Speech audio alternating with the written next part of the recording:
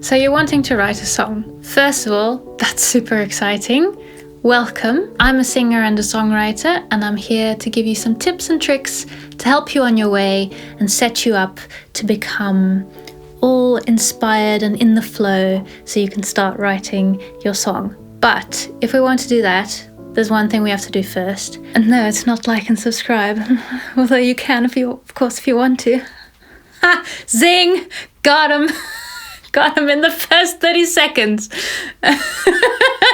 No, that's not it. What we have to do is leave all our judgment by the front door with our shoes before we come into the songwriting room. Because things like, I'm not good enough yet, I need to learn my instrument better first, it's not going to sound like it does in my head or the way my favorite artist sounds. All of these things will kill your song in its infancy.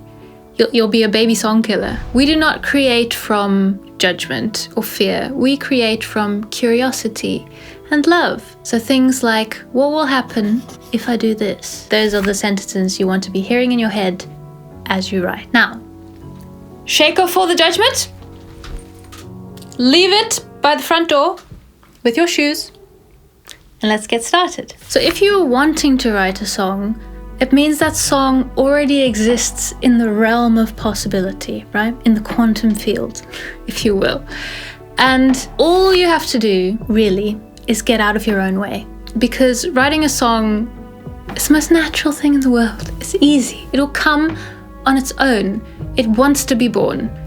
We just have to get out of the way. So, with that being said, most of the time a melody will come to me when I'm in a relaxed state.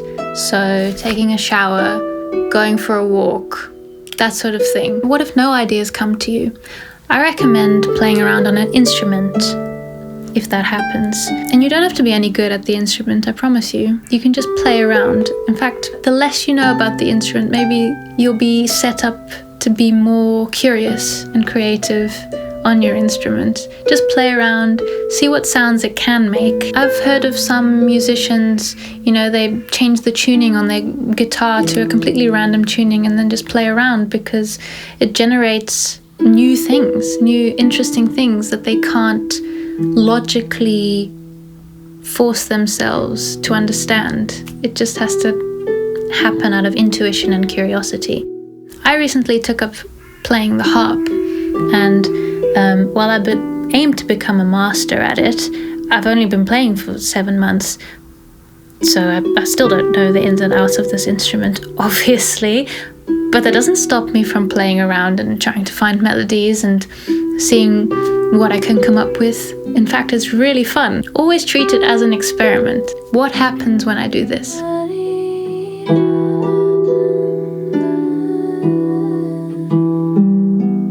A key part of writing a song, you might have already noticed that me just playing anything,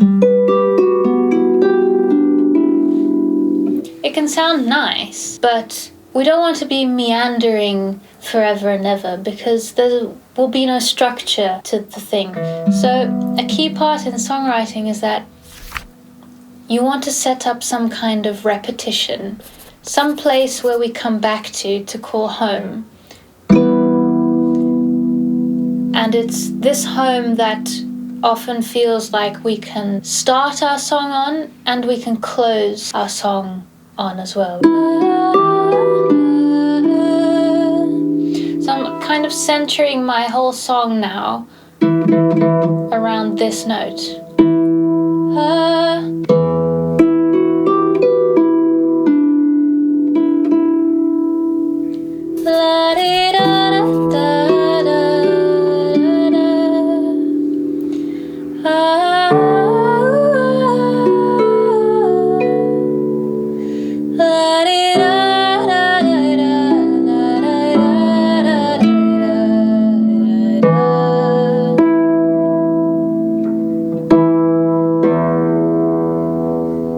You'll notice also that within the melody that I'm starting to construct now, there are different phrases. In this particular instance, I would define it as 4 different phrases.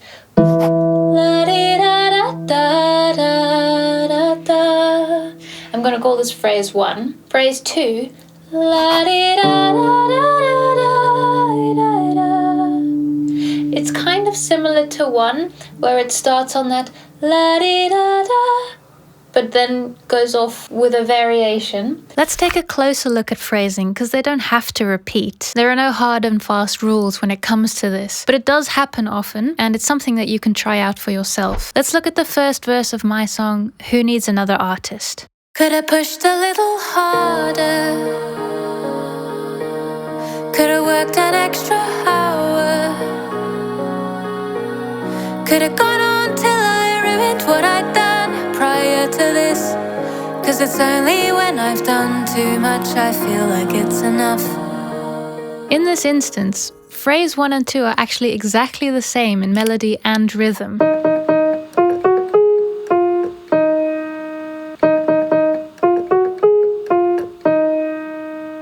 3 and 4 start on the same note as 1 and 2, but they're different, with 4 being the phrase that veers off the notes that we've already used the most.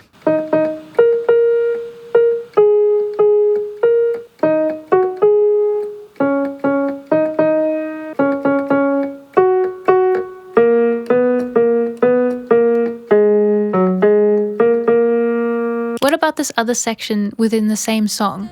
When all I do is write, I write these little words. But if I'd knuckle down, then I could be a decent nurse. If I promised that I'd make sure to do battle with my nature, and I trade creation for survival. Something interesting is happening here too. Notice that phrase 1 and 2 are pretty much identical in notes and rhythm, save for one note.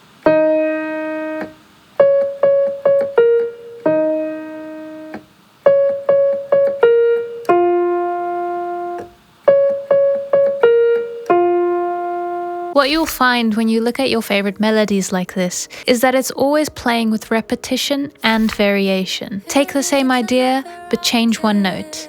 Take the same notes, but change the rhythm. I believe it's a very psychological thing. We want repetition so we can understand a piece. We want variation so we can evolve the piece. Let's look at the structure in my song, the title of which I will refer to as Smoosh and Love. The reason being that my Instagram got deactivated because of this song. True story. Anyway, let's listen. Many expectations come case together. People think that sex and love are birds of a feather. Now this is another common structure. This time, the first and the third phrase are the same, and the second and fourth are variations.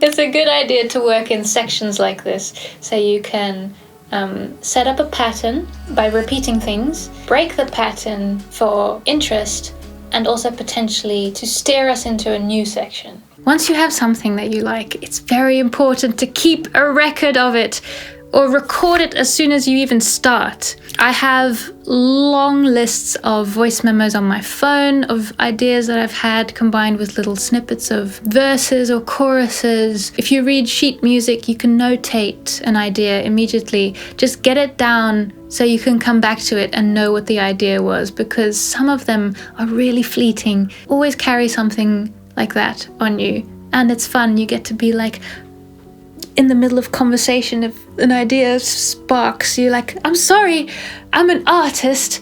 I must write this down immediately.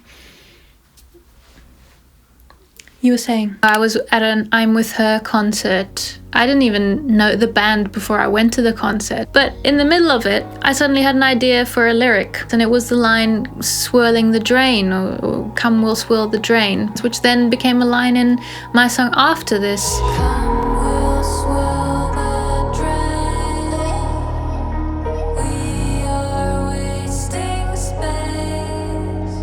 It was about, if you can't create, then you're nothing, and you feel like a waste of space. And so this image of swirling the drain, I thought really fit well with that. Like, I'm just essentially, till I die, I'm dirty water. So moving on to lyrics. to explain this to you, I've broken it down into a topic, a perspective, and a voice. When I'm writing the melody, I quickly just freestyle a line, any line. And oftentimes this first line will be the starting point and actually become the topic of the entire song. And all other ideas will proliferate from this first idea. For example, when I wrote Out of My Hands, I actually have it on camera, the very first lyric and melody idea that I had. They came together. We're here over again. I'll believe the same.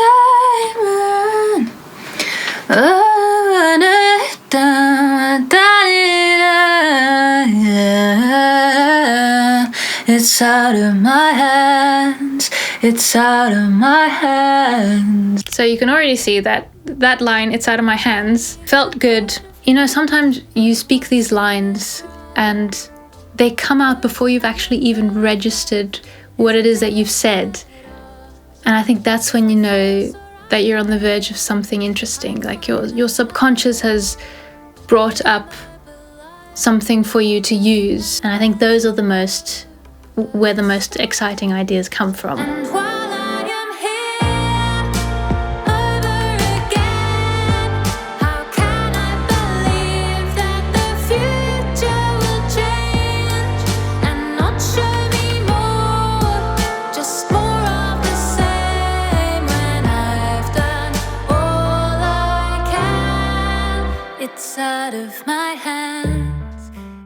After ad-libbing an initial line, we could start to think about what this line could mean in a broader sense. What we want to do is generate a topic. What is our song even about? The line Out of My Hands, which I ad-libbed without knowing anything else yet, offered me an insight into a possible topic. How about giving up control?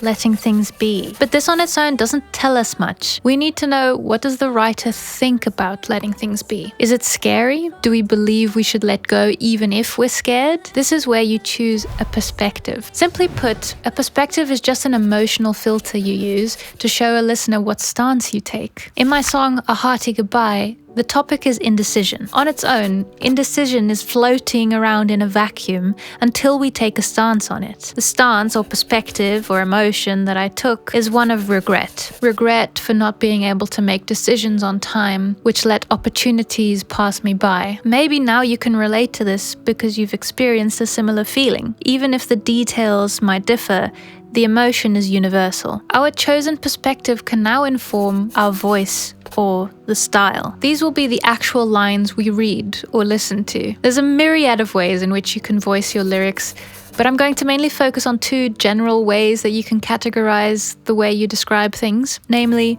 internal and external. The internal will be descriptions of thoughts and feelings. The words will feel like a stream of consciousness, or they'll feel quite conversational, like they're words you could say out loud in your everyday life. Or they'll be similar to the kinds of thoughts that pop up in your head. I consider A Hearty Goodbye to be very internal description based. I don't make decisions, they go on in an instant, and all I have left are regrets. I curse my inaction and all that I have lost with it when I've not had time to think. They're very matter of fact. It's telling the listener exactly what is going on inside the writer's head, like words you would say to a therapist. Not much poetry going on with these lines, not much use of metaphor. It's just saying it like it is. Then there are also external type of descriptions.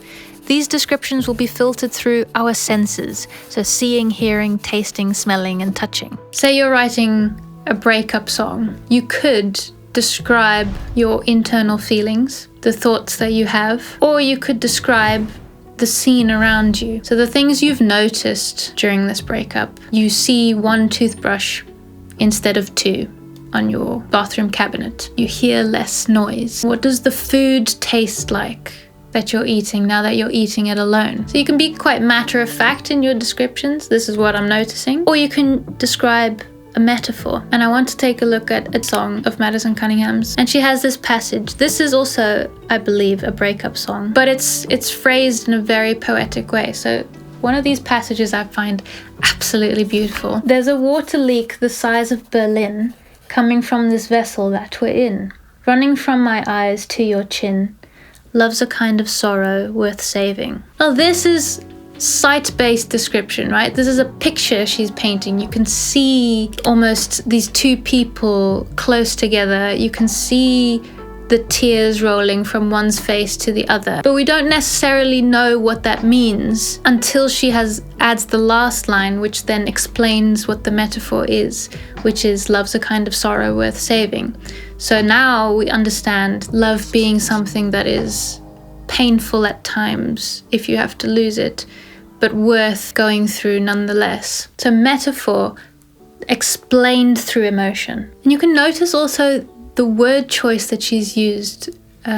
Take, for example, the word leak. There's a water leak the size of Berlin. She's not said there's a waterfall, which could equally conjure up this image of water running. But she's used water leak because the word leak implies it's unintentional. It's against her will. It's not supposed to be. Leaks aren't supposed to happen, right? We want to close leaks up. So words themselves, the specific words that you use themselves, hold weight as well. So thinking about the words that you use can be a really powerful way to describe things. When I showed people my song Smoosh and Love, and yes, I am sticking to this, one of the lines people really took to was, "For now I'm stuck in limbo."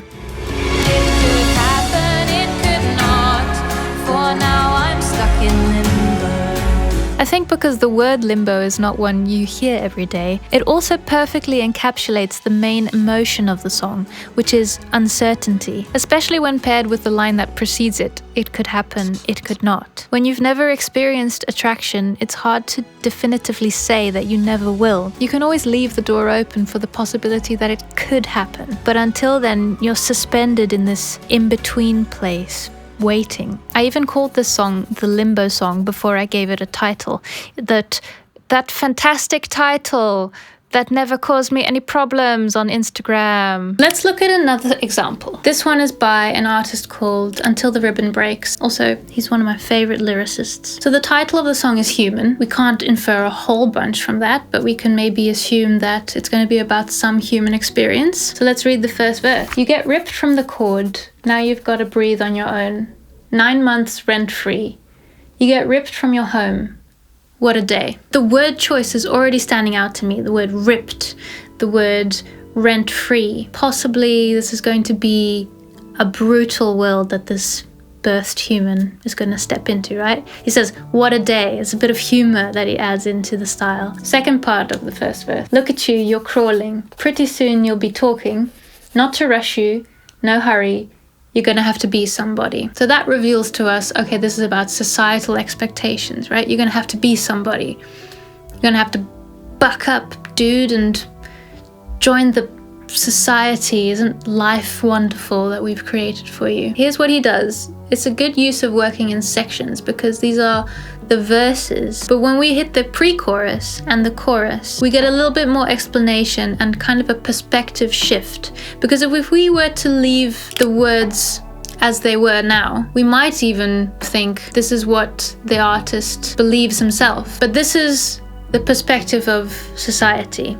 And now when we hit the pre-chorus, we show our perspective, or the artist's perspective. Because in the pre-chorus, we get, wait, were you talking? I was drifting far away. It's like, oh, I'm not listening to this nonsense because, and then chorus, I'm only kind of a human. I'm only human in kind.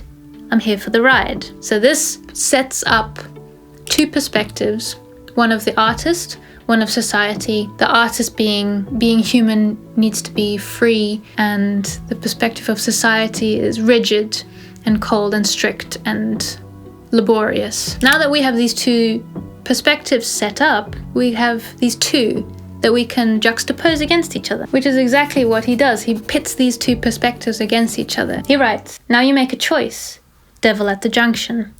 Life's not a joke, they said, it's a black tie function. Well, not today. Here's an example of a simile being something that is like something else. So you would say white as snow or cheeks like roses. So he says life is a black tie function. It's really creative writing. What do you think of with a black tie function? Rigid, it's formal, proper. I love this because we can bring in words that already hold weight and meaning of themselves, right? A black tie function. We already have knowledge of what this is, and we can bring that into our song and use it to explain something else by likening that something else, in this case life, to that thing. So you can get really creative with your word choices and all of the connotations that these words already hold within them. So I would suggest playing with choosing your topic, specifying it, choosing your perspective, right? Through what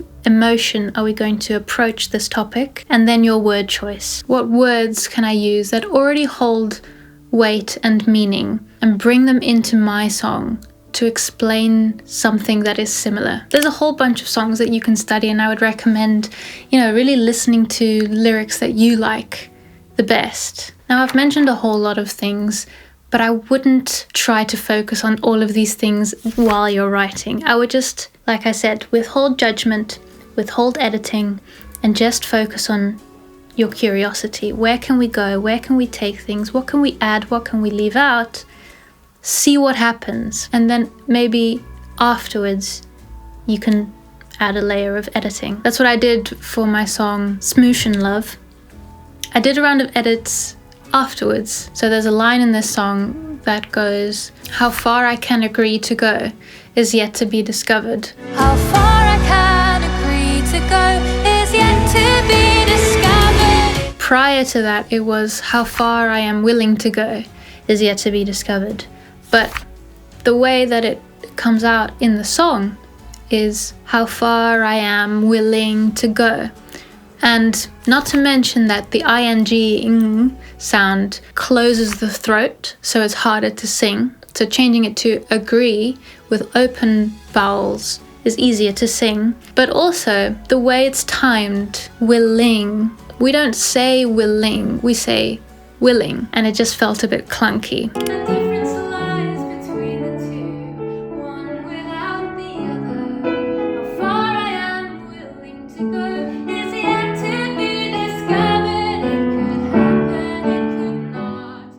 Yeah, keep your edits for your final round. And when editing, just keep in mind these natural rhythms. We still want the words to be clear and understandable, and ultimately we have to sing them. So choosing vowels that keep the throat open is a better choice in my opinion. Then I think the final thing I want to leave you with is to be honest during your process of writing. We've already left our judgment aside. We've decided to be curious, but what that also means is that we have to release control and forcing outcomes. So to continue with my song Smoosh and Love, the new title, it was actually written during a workshop. The topic itself was quite personal and hard to share, and there was emotion within me that was quite scared and sad as well. I was trying to force the outcome, I can remember, because I didn't want to write another sad song,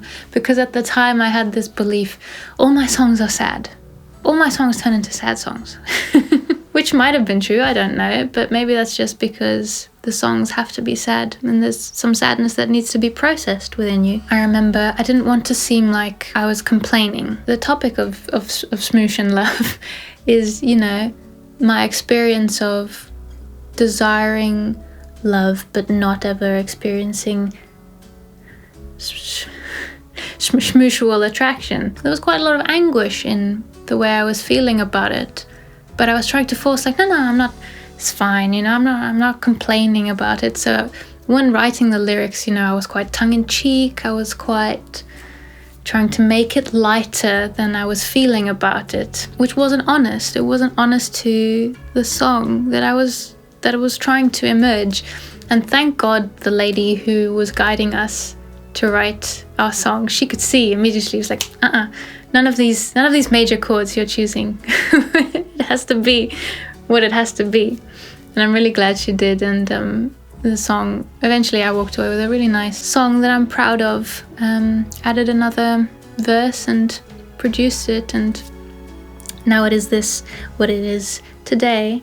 And I like it. And it wouldn't have been quite this good, I think, if I had forced a happy feeling. It's got some hope in there. It's a little hopeful. But so just be honest. And going back to what I said about songs want to be born, the song knows what it has to be.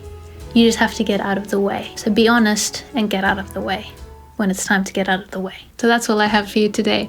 I trust that it inspired you to just start creating and see where the wind blows and see where it takes you, and just try stuff. If you'd like to see how I create my songs from the writing process to the producing process, I have a few videos on my channel that you might like to watch here. Start to finish the entire process, and see you there. I have a few tips and tricks. God, this is fucking awkward, isn't it? I think because the word